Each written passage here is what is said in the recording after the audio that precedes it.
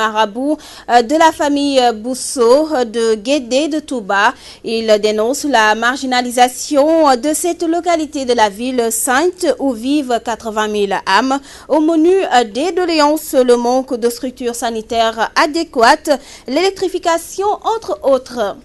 Matam Farba Ngom Prophète et problème chez lui. Le député apériste est accusé d'être derrière l'interdiction de la marche des jeunes apéristes de Oréfondé qui s'est soldée par l'interpellation de cette personne. Installation du maire de Kaffrine dans la cacophonie. Le préfet sort des conseillers de l'opposition n'ayant pas participé au vote. Pointé du doigt, ce dernier bat en brèche ces accusations. Keur Massar, le nouveau maire promet de prendre à deux mains les bombes écologiques et financières de la localité, notamment la décharge de Mbebes. L'actualité internationale sera de la partie et dans la deuxième partie de cette édition, vous aurez droit, comme tous les mardis, à l'actualité des médias avec Marguerite Rosalingay. La revue de la presse nationale, ce sera en fin d'édition avec Neifa Tungay. Voilà pour le sommaire, tout de suite le développement.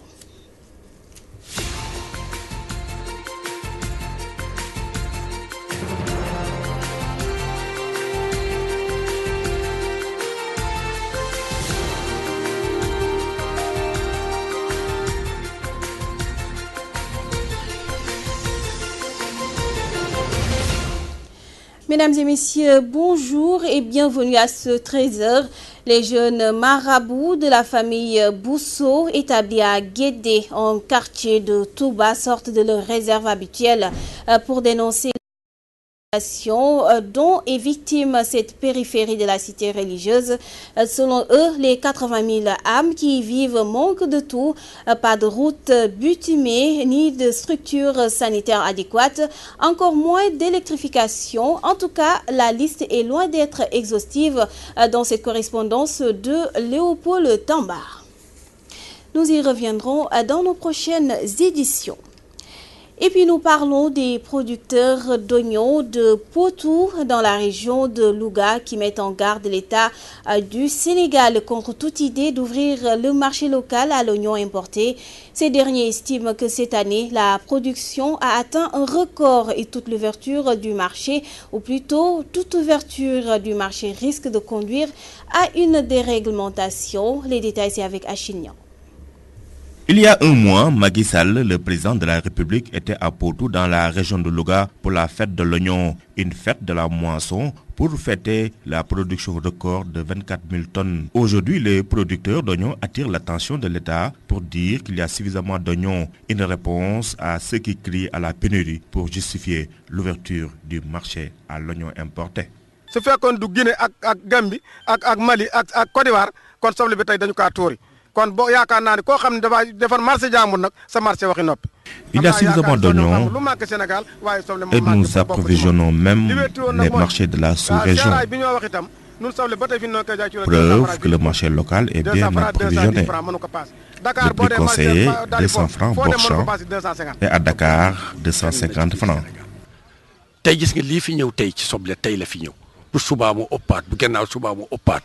soble dañuy wax ni ba weeru qualité day jeex soble du jeex seen xel na dal moo te kenn du ko jënd ci réew bu seer nañu alerte gis nga ñii di wax dafa am rek heure bu jotee rek gars yi commencé leen yëngal leen rek ba nga xam te ne daañu wax dara ndax dañ yaakaar daañu yàq dara rek ndax commerçant yi dal di commencé préparer qualité bi mais loolu du am soble bi dafa bari tabarakal sant nañu yàlla kenn du waxte nekk ku ko xalaat ba indi ko daa ci gis loo mësul gis soble bi xaajagul te yënguwul. C'est pourquoi les producteurs d'oignons de Potou demandent à l'ARM, l'agence de régulation des marchés, de descendre sur le terrain pour constater de visu l'état de la consommation et de la production et de ne sous aucun prétexte ouvrir le marché local à l'oignon importé. ndax bi ñu tënkee prix bi ci Potou ba tey benn soble paaseegul 210 francs 225 francs benn yoon. Vous pouvez voir de vous-même, il n'y a pas de pénurie d'oignons ici à Potou et dans la vallée. Mais il y a des gens qui s'agitent pour ouvrir le marché pour leur propre intérêt.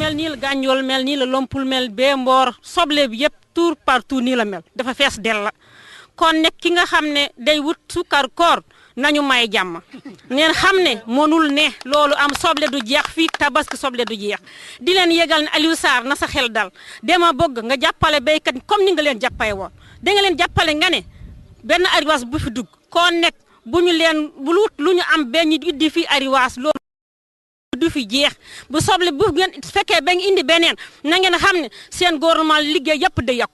Louga, Achille Niang, Radio-Télévision Walfadjri. Merci à vous, Achille Niang. Nous ouvrons la page politique à Matam avec l'interdiction de la marche des jeunes de la commune de Oréfondé et l'interpellation de 7 personnes par la gendarmerie qui ont été dénoncées par les populations. Selon ces jeunes, Farbangom, qui fait la pluie et le beau temps est source de tous les malheurs qu'ils ont vécus pendant ces locales. Ils ont officiellement annoncé leur rupture avec la paire. Je vous propose de suivre Ousmane Khan, il est le porte-parole des jeunes de Oréfondé. Il s'entretient avec Abou Khan. Farbangom, c'est un gars qui est comme un dieu sur terre. Il prend tout, alors qu'il n'a pas le pouvoir sur tout. Nous sommes confrontés à une situation qu'on doit déplorer. Depuis les élections locales du 29 juin passé, lui, il devait rester comme un simple arbitre, mais il n'est pas resté neutre. Il a voulu accepter certains conseils, il a voulu faire tout pour que le Bossé soit dirigé par quelqu'un de son parti. Maintenant, on annonce notre rupture définitive avec Farbangom. Nous disons à toute la population de Oréfondé que nous ne sommes plus avec les conseillers qui étaient délégués pour nommer un maire dans notre localité. Parce qu'eux tous sont des corrompus. Ils sont tous corrompus. Maintenant, nous ne faisons plus confiance à eux. C'est seulement notre rôle principal, c'est ça. Et de dénoncer la corruption, la manipulation qui se trouve ici. Nous avons voulu faire seulement un sitting, un point de presse. Et ça, je ne pense pas qu'on doit l'interdire à qui que ce soit. Et puis ce matin, nous étions au niveau de l'école maternelle. Mais à un moment donné, ils nous ont appelés pour nous dire qu'ils arrivent, les forces de l'ordre. Lorsqu'ils sont arrivés, nous étions là. Nous n'avons pas fui parce que c'était notre responsabilité. On les a dit clairement qu'est-ce qui vous anime. Ils nous ont clairement dit que nous avons reçu un arrêté. Et l'arrêté, ils nous ont fait lire, ils ont lu l'arrêté devant tout le monde. On a dit donc, ok, on n'a pas l'autorisation, on reste calme. Dans 20 minutes après, on s'est dispersé. Ils nous ont rappelé avec un autre commandant pour nous dire de venir. Lorsque nous sommes venus, ils nous ont embarqués, ils nous ont amenés. Certains d'entre nous sont au niveau de Matam, au niveau de Chilogne. Ils nous ont amené tout le monde. Il ne reste que moi seul ici. Et moi-même, je m'apprête à partir parce que c'est un combat. C'est un combat uni. Ce n'est pas un combat pour quelqu'un, mais c'est un combat pour tous les villageois de Oréfondé. Ils ont amené qui? La tension monte entre les deux coalitions qui se disputent la ville de Rufisque. Après la guerre des chiffres, l'heure est à la sécurisation des voix. La coalition Walou-Tengué qui attaque celle de l'avenir dirigée par Mamaya Sen et dit qu'elle est minoritaire. La correspondance de Najib Sagna. La course pour la direction de la mairie de Rufisque se poursuit. Les états-majors de chaque camp se réunissent et les tractations vont bon train. Deux candidats se font face, la coalition de l'avenir dirigée par le maire Badara Mamaya Sen et celle de Walou-Tengué de Daouda Niang. Après la guerre des chiffres, l'heure est à la sécurisation des votes. La coalition Walou-Tengué, qui se targue d'avoir 44 conseillers favorables, veut sécuriser ses voix. Les 44 ici présents, avec tous les engagements qu'ils ont fait, suffisent pour sécuriser un vote. Et comme il a rappelé aussi, je pense que les gens sont suffisamment libres, responsables, et soucieux de la ville pour respecter leur engagement. Donc on n'a pas de doute à ce niveau. Si ce qui s'est passé aujourd'hui se répète samedi, la coalition Walou-Tengué. A été proposé par une coalition qui n'est même pas la tienne. Et il est accepté par les coalitions les plus fortes. Parce que aussi, il y a un vote qui a été fait. Et il rassemble pour le message que les Rufisquois veulent entendre. Ande et Wallou. C'est deux aspects qui nous paraissent extrêmement importants.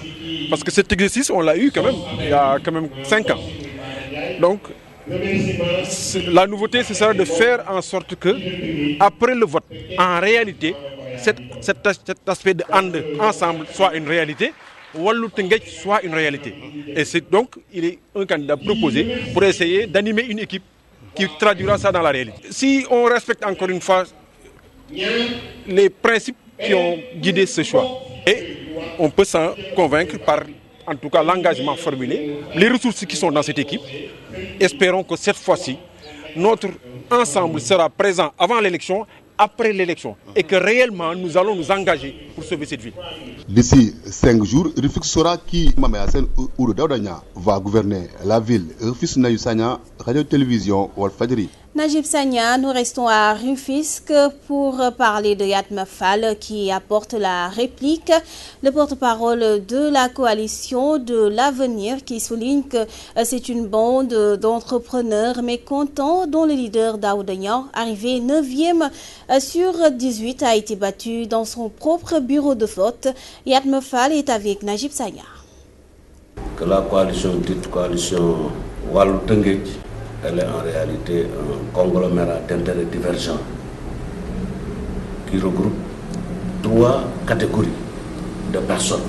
Une catégorie de personnes mues par la haine et la méchanceté, une autre préoccupée par des dettes occultes que la mairie lui aurait dues, et enfin une autre catégorie de personnes à la recherche de popularité et de notoriété. Il y a fort à craindre que si par extraordinaire Daouda Niang était élu, le 26, cela veut dire que dès lundi, tout l'argent de la mairie devrait servir à payer des dettes occultes, ce que évidemment Rufisque n'accepte pas. Les résultats ont donné 8537 voix à la coalition de l'avenir. La coalition qui est arrivée 2e sur la ville n'a même pas atteint la moitié des voix. La volonté des Rufisquois, c'est effectivement de reconduire Badara Sène Mamaya.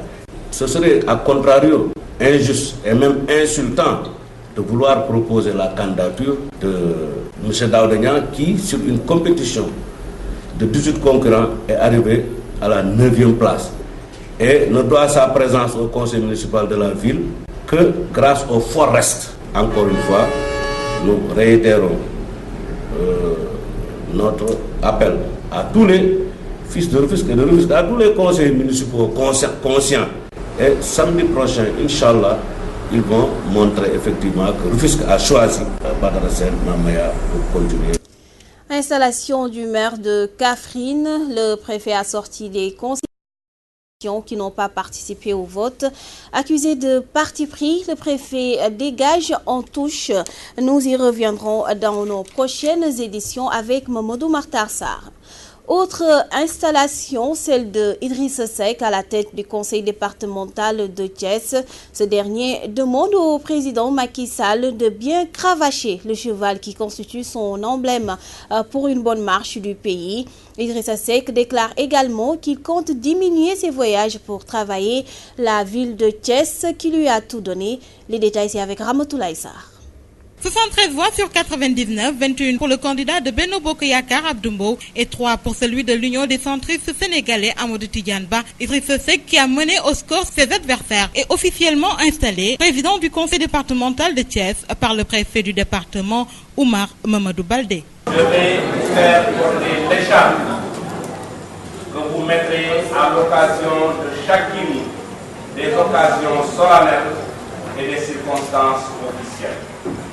Je vous en souhaite bon port. Dans son discours, le président du conseil départemental, en rendant un vibrant hommage à ses alliés, particulièrement Abdoulaye Baldé, ne manquera pas de jeter une pierre dans le jardin du chef de l'État Macky Sall. Quand il est venu à Thiès, il m'a dit, mais grand-père aussi, il faut diminuer les cravaches. Je lui ai dit, mais c'est toi qui as choisi le cheval comme emblème. Quand tu galopes, il faut que de temps en temps... Dans sa nouvelle fonction de président du conseil départemental, Idrissa Seck est appuyé par son poulain Yankhoba Diattara comme premier vice-président, suivi de Malick Ndiaye du parti Rewmi, deuxième vice-président. Idrissa Seck promet de se concentrer davantage sur Thiès, qui lui a tout donné. Ramatoulaye Sarr, Thiès, Radio-Télévision Walfadjri. Ramatoulaye Sarr, merci. Nous refermons la page politique à Keur Massar. Keur Massar souffre de tout, inondations, insécurité, défaut d'éclairage public, accès difficile aux soins sanitaires. C'est en tout cas le diagnostic du nouveau maire de la commune, Moustapha Meng, qui promet un audit de la mairie, notamment sur le problème foncier. Voici Moustapha Meng, il s'entretient avec Théodore Semedo. Nous sommes dans l'hivernage et Keur Massar, il y a beaucoup de quartiers qui s'inondent. Et avec l'aide de l'État, je pense que nous pouvons relever ce défi. Il y a beaucoup d'infrastructures qui manquent. D'abord, vous voyez des quartiers qui manquent de l'éclairage public, qui n'ont pas aussi de routes. Et ça, c'est des difficultés. L'insécurité aussi, il y en a, parce que c'est le manque de l'éclairage qui cause ces problèmes. Et aussi, il y a le manque de l'eau, de l'extension de l'eau, comme les quartiers qui se trouvent à côté de Mbebes. Et là-bas, vous savez qu'il y a un danger, parce que la nappe est polie. Et aussi même le déplacement de Mbebes. Nous voulons aussi le déplacement de Mbebes. Vraiment, il constitue un danger pour la santé des populations de Kédougou. Sur le foncier, il y a beaucoup de problèmes fonciers. Je connais très bien. Il y a des terres attribuées par la commune qui n'ont pas. Et que certains citoyens de Kermassar, les autorités de Kermassar ont vendu. Et moi je le connais. Et je dénonçais cela. Je ne vais pas entrer dans la mairie comme ça. On va faire un état des lieux général de cette commission pour démarrer le travail. Korité 2014, c'est le compte à rebours du côté des cordonniers. Ce n'est pas encore le grand rush. Ces derniers déplorent par ailleurs la cherté de matières premières et la concurrence, entre autres. Ils affirment également produire de la perte. Ils produisent à suffisance, mais vendent à perte et sollicitent l'intervention de l'État du Sénégal. Le reportage de Seynabou Ndiaye. La concentration est au maximum. La machine tourne mais au ralenti chez les cordonniers qui affirment que les clients viennent à compte-gouttes à quelques jours de la Korité. Nous rendons grâce à Dieu. Les clients viennent certes, mais ils ne sont pas nombreux. La conjoncture est passée par là.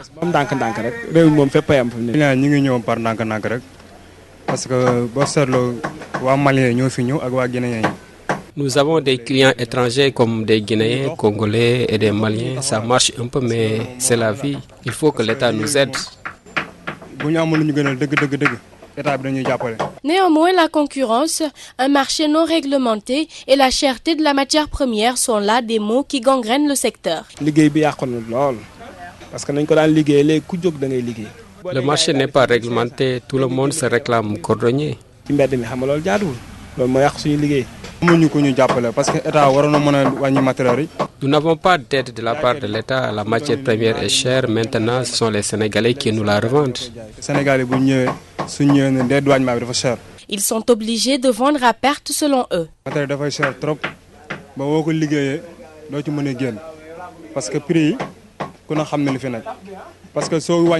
Nous vendons à perte, nous sommes obligés de diminuer les prix parce que les Chinois fabriquent des chaussures beaucoup plus belles que les nôtres. Nous vendons des chaussures qui doivent normalement coûter 2000 à 1500 francs, sinon nous nous en sortons pas.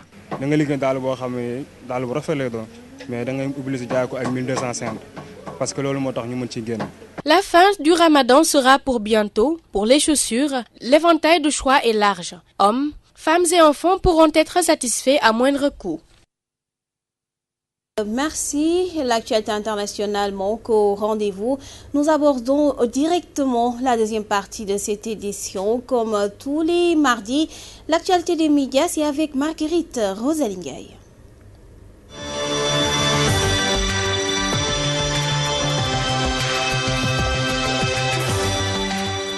Bonjour et bienvenue dans votre rubrique Actu Média de ce mardi 22 juillet 2014. Actu Média s'intéresse au ramadan des journalistes. Comment les hommes de médias allaient-ils traquer de l'information et jeunes?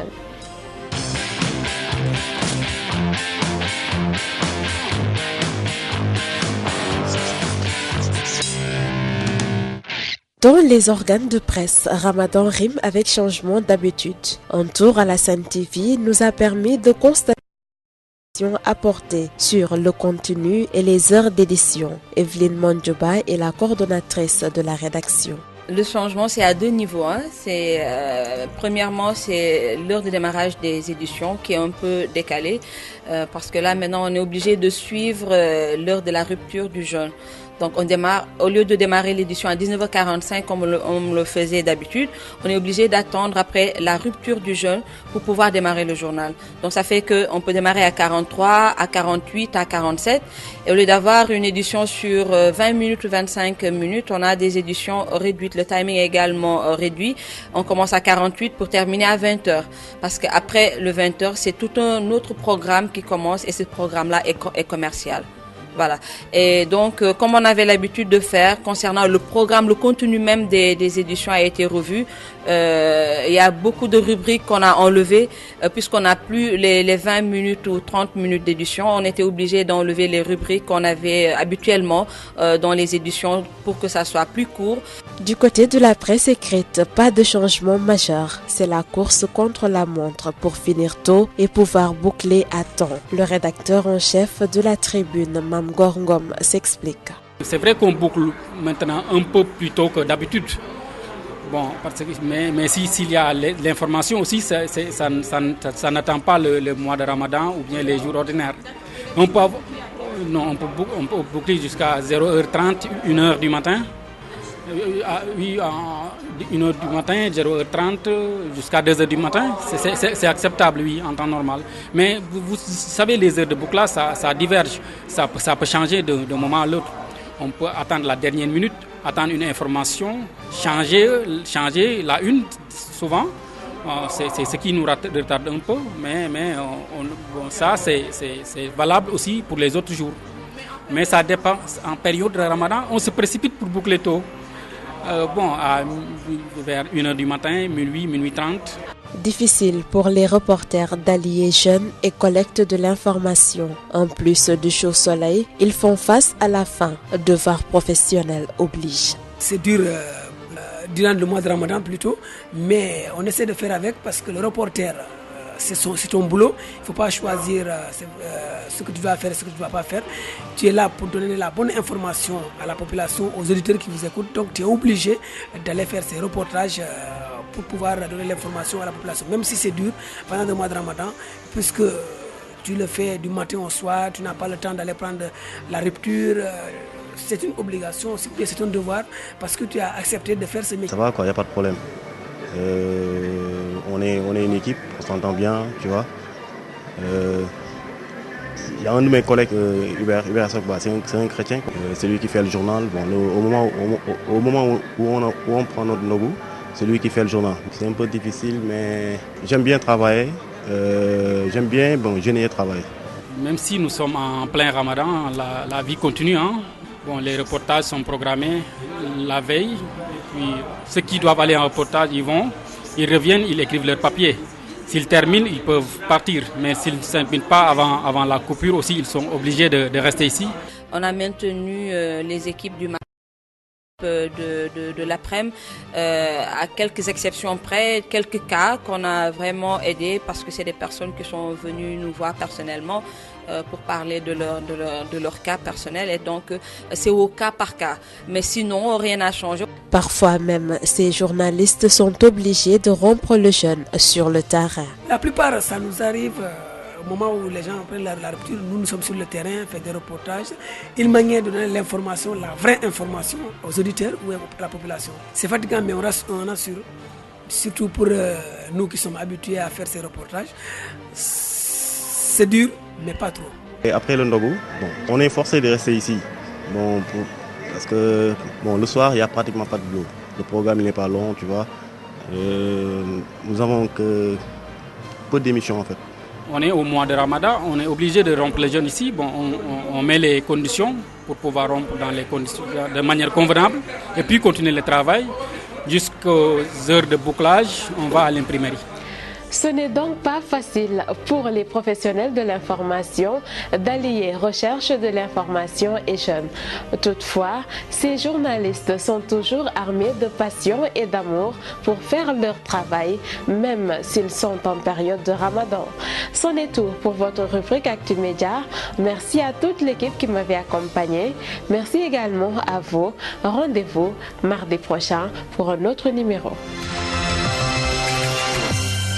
Merci Marguerite. Rosalie Ndiaye que nous allons retrouver mardi prochain. Le dernier virage de ce 13h, la revue de la presse nationale, c'est avec Ndeye Fatou Ndiaye.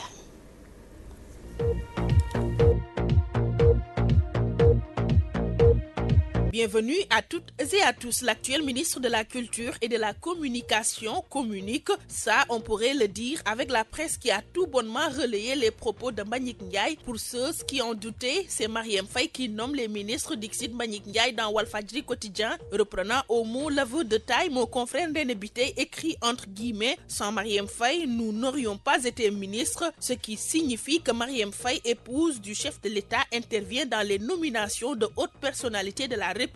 Mieux, si Marième Faye dit qu'un tel ne doit pas être nommé ministre, il ne le sera pas, développe Mbagnick Ndiaye à la une de l'Observateur. À ce sujet, Direct Info relevant la bourde monumentale de Mbagnick Ndiaye le cite en ces termes: Matar Ba et moi, on est ministre grâce à Marième Faye. Ainsi, le Populaire constate que le ministre de la Communication lâche une bombe à fragmentation à propos du couple présidentiel. Pire, Mbagnick Ndiaye évente le plan Faisal, note Rewmi pointant du doigt la dévolution du pouvoir.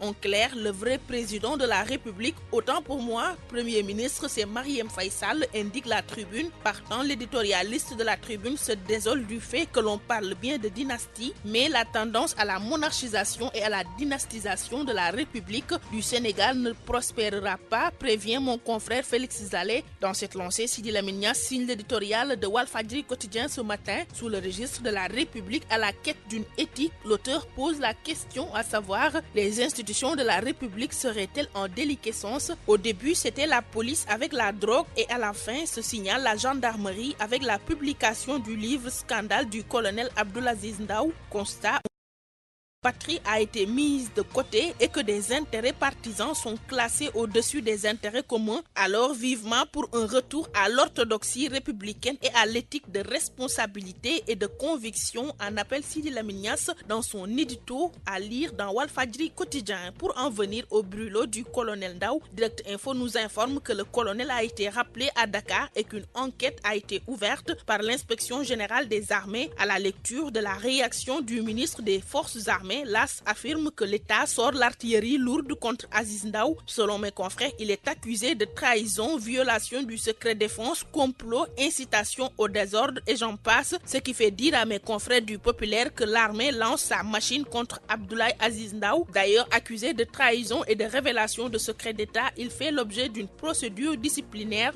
explique le journal. La preuve, Augustin Tine, charge le colonel Ndaw, rapporte enquête le journal. Selon Augustin Tine, le ministre des Forces armées qui parle dans les colonnes du Soleil, le colonel Ndaw, rappelé à Dakar, répondra de ses actes. Dans le journal Le Quotidien, le ministre des Forces armées qui annonce des mesures conservatoires déclare que dès son retour, le colonel sera mis aux arrêts de rigueur. Pour autant, les mises en cause peuvent rester en justice, précise Augustin Tine dans le journal Le Quotidien. Libération, pour sa part, nous révèle qu'Abdoul Aziz Ndaw et sa famille sont sommés depuis hier de rallier Dakar, toute affaire cessante. Pour cela, l'État leur paye le billet, renseigne mes confrères, non sans ajouter que la lettre a été envoyée à Rome depuis samedi, mais il était à Paris pour promouvoir son livre. À Dakar, les ventes du brûlot explosent en librairie, nous fait savoir la Tribune. En fait, qui est le colonel Aziz Ndaw essaye de découvrir l'Observateur. D'après une enquête menée sur l'auteur du livre sur la gendarmerie, il a décroché son bac série C avec 19 en maths et 17 en sciences physiques. Et pour le cas du colonel Ndaw qui risque un arrêt de forteresse de 60 jours, l'Observateur donne à sa mère l'occasion de se livrer. Cette dernière confie, je cite: mon fils a toujours inscrit ses actions dans la vérité. Peut-être cela justifie,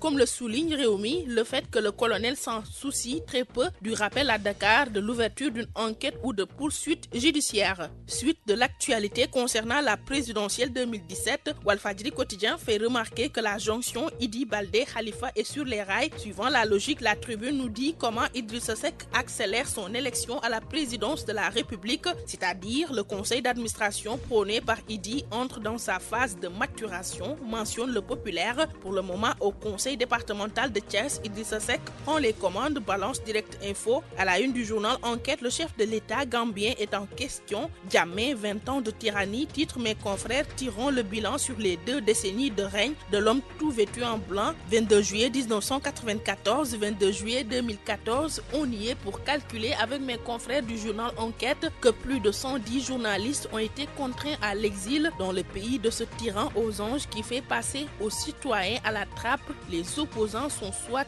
éliminés ou emprisonnés. Sport, les experts de la CAF à Dakar le 16 août renseignent Stade Quotidien. Selon mes confrères, ils effectueront une visite au stade Léopold Sédar Senghor. Lutte entre Tapha Tine, Malick Niang, Gris Bordeaux et Tyson. Sunulamb veut savoir qui est le meilleur boxeur. À vos réponses, le gagnant aura un joli cadeau d'hypercute servi par le meilleur boxeur dans l'arène. Bonne lecture.